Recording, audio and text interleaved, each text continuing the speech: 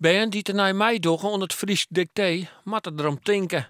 Bepaalde woorden krijgen een stavering, biegelijks woorden met een oeklank. Zo binnen er maar elkaar 300 woorden die het oor staveren worden zullen. Toch mij nog hield hij de oude versie broekt worden.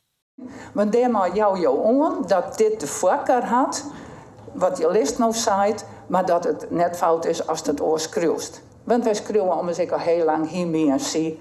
En wij zeggen hij, mij en zij. Dus het is altijd een communicatie. Wat je schreeuwen is bedoeld om te lezen. En dat is net om het schreeuwen zelf.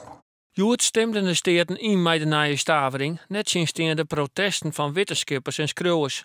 De politiek wil vooruit met de taal.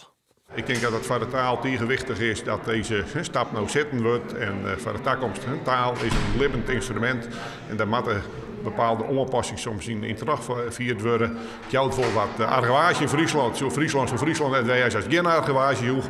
Maar ik ben blij dat er een besluit genomen is en dat we hier mooi terugzetten.